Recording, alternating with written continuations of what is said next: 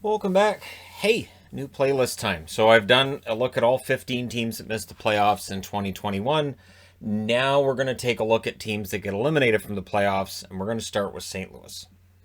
Would have been weird if I started this up and then I said, we're going to start with Edmonton, and I've got St. Louis on the board and all their stuff, and then just cut and then go to like a new board that's got Edmonton and I'm wearing Edmonton gear. I'm not going to do that. Been interesting if I did.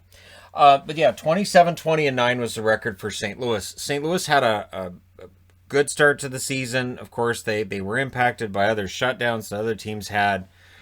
Their record was rough for a while there. They played 7 games in a row against Arizona. It was a bizarre season, right? And then by the time the season came to an end, St. Louis had clearly carved themselves out that 4th spot in the division.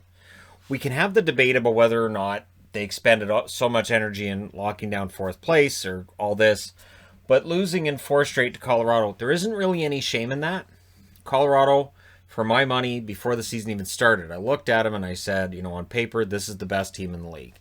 Should be a Stanley Cup champion, and based on how last season's playoffs went, Colorado can rightfully say, we probably could have and should have beaten Dallas. And they very well could have and should have, but they didn't. So that's where Colorado was at. And now St. Louis is in a position where they're looking back a couple years and saying, okay, we won a Stanley Cup. Now what? Because now they're in danger of that one and done tag. And they're about a year away from it really starting to stick. Or missing the playoffs away from it starting to really stick too. But either way, along the way, their special teams were good. 23.23%, I'll get there, in the regular season, 22.2% in the playoffs. 77.78% penalty kill in the regular season, and in the playoffs it was at 50% against Colorado, who are lethal on the power play. So for them, their power play was good, and considering how anemic it was at points this year, that's an impressive overall number. And yeah, their special teams were good, their offense solid, their defense is good. And again, with St. Louis, everything is good.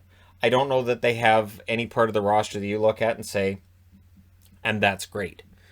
And so we'll look at this. Like their top scorer during the regular season, David Perron, 56 games, 19 goals, 39 assists, 58 points. He, of course, did not play in the first round where they got swept due to a positive COVID test, and he was symptomatic as well, right? So with him not in the lineup, and you're already up against it against Colorado, it makes it that much more difficult to win. So in the playoffs, their scoring leaders were, and it was tied between Ryan O'Reilly and Robert Thomas, who both had 3 assists in 4 games. They didn't win a game, and until game 4, they didn't hold the lead in any of the games. So they were playing from behind most of the time, and that just makes it that much more difficult. It just kept going for St. Louis this year. Their top goaltender, same guy in the regular season and the playoffs. Regular season, Binnington, 18, 14, and 8, 9, 10 save percentage. And of course, he signed that long-term extension with the team during the season. And the question can be asked now about how good is that contract? How good is Jordan Binnington? Can he steal them a series? Can he get back to his 2019 form? It's a legit question to ask. And in the playoffs, he was 0-4 with an 8.99 save percentage. He played well, but he didn't play well enough to steal them a game. And again, it's not something to be ashamed of against Colorado, but if you're looking at this team right now, if you're Doug Armstrong looking at this team, you're trying to figure out how to get them back to being a cup contender, to potentially winning a Stanley Cup. You're not interested in tearing it apart right now. At least I don't think you are. But if you look at their pending UFAs and pending RFAs, there's room there for things to change. Jaden Schwartz is a pending unrestricted free agent. They may let him go. He doesn't stay healthy for full seasons. He can be inconsistent. They may let him go and use that money somewhere else. Mike Hoffman, they've already expressed an interest in bringing Hoffman back. Is he interested in coming back? Is it going to be another 1-year deal if he returns? Tyler Bozak, older player, probably moving on. Mitch Renke, who just got in the lineup in the playoffs, and now they may already be saying goodbye to him. Odds are they probably keep him around for a 1-year cheap deal, right? And Carl Gunderson, who ended the season on the IR anyways. But again, there's room with these contracts coming off the books for them to be able to maybe make some changes and add some pieces during the summer if they feel so inclined. They're pending restricted free agents. There are a couple here who are going to get pretty decent raises. Zack Sanford had an okay season, probably not the season he wanted to have. Ivan Barbashev, probably about the same. I don't see Barbashev as being a guy who's going to get a huge raise either. Robert Thomas might. For Thomas, is probably going to be a bridge contract. Jordan Kyrou.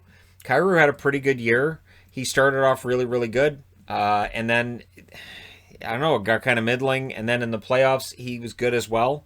I like Kyrou quite a bit, but how much is he worth right now? And Vince Dunn. There were rumors throughout the season. Maybe Dunn would be the guy that was gone off the blue line. It kind of feels like he's probably the one that's going to get traded off that blue line, if anybody is. And him being a restricted free agent may hasten that move being made. He may end up going somewhere else to a team that makes him an offer he's happy with. So we'll see. Or maybe they re-sign him and they move somebody else off that blue line, right? So there's some decisions to be made when it comes to who are restricted free agents and not. Now, in looking at the age of the players, because these are playoff teams, I don't want to just look at players who've been on the roster who are 22 years of age and younger, which is the case with Jordan Kyrou and Clem Costin, but I also want to talk about players who are 32 and over, because it'll reveal which rosters are getting kind of older and maybe out of their prime. So David Perron, Tyler Bozak, and Carl Gunderson, all 32 years of age and older. Gunderson and Bozak are both UFAs this summer. Perron, leading scorer, more than a point a game, great season, but at 32 years of age, are we in a situation where he just had a career year and maybe he steps back a bit next year and they're going to need more scoring from elsewhere? And that's my guess when it comes to the St. Louis Blues and David Perron. So, I mean, the good news is if you're a St. Louis fan, that most of your team is still in between those two ages. So you've still got guys that are in their prime, entering their prime, or just maybe a couple years after their prime. So there's nothing really overly concerning there. Now, their last 5 seasons, and I'll be doing this with all the teams that get eliminated. They get eliminated in the first round for the second straight year after winning the Stanley Cup in 2019. So they had a 27-20-9 record. They were 4th in the West. Last year, they finished 1st in the Central, 42-19-10. The year before that, when they won the Cup, they were 45-28-9. They were 2nd in the Central that year. Previous season, they were 5th in the Central, missed the playoffs. Very, very close, but missed the playoffs to Colorado. They finished 44-32-6. 2016-2017, they were 46-29-7. They were 3rd in the Central, and they lost in round 2 against Nashville. So if you're following along at home, that means they missed the playoffs once, got out in the first round twice, got out in the second round once, and won the Cup once. So they're trending in the wrong direction playoff-wise, and does that continue? Are they going to be able to recover and get themselves back into contention next year? Because again, being 4th in the West, where do they finish in the Central next year? Are they going to be able to make those moves up in the Central next year? There are some questions when it comes to that with St. Louis. In terms of best contracts, and I don't count contracts that are expiring because those contracts aren't good for next year. So I'm looking at contracts that are for next year, and the ones that I think are good value and good term. And to me, Ryan O'Reilly stands out. $7.5 million a year for 2 more years. There's absolutely no harm in that contract. That's a good contract. And Perron, at $4 million, that expires next season. So for David Perron, again, in the 32 and over category, leading scorer, and his contract's up next year. Be interesting to see what St. Louis does. Do they sit down with him and maybe sign him to a 2-year extension this summer? And the question again for Doug Armstrong is going to be one of, so you guys didn't make that advancement you wanted to, and you end up taking that step back. Do you just look at it and say, well, it was Colorado, or do you realize that next year you'll probably have to go through Colorado again and try to arm yourself for that?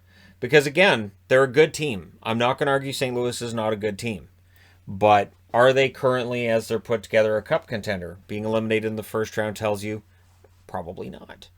So, yeah, it's going to be interesting to see what they do going forward. Let me know your thoughts in the comment section below regarding the St. Louis Blues, the season they had, and where do you see them going next year? Can they make that climb back up?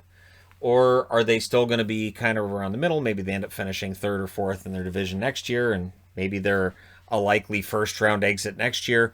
What do you think? Let me know in the comment section below. Don't forget to hit like and subscribe if you're browsing your way through. You just happened upon this video. Thank you guys so much for watching, for all your support. I will talk to you again soon.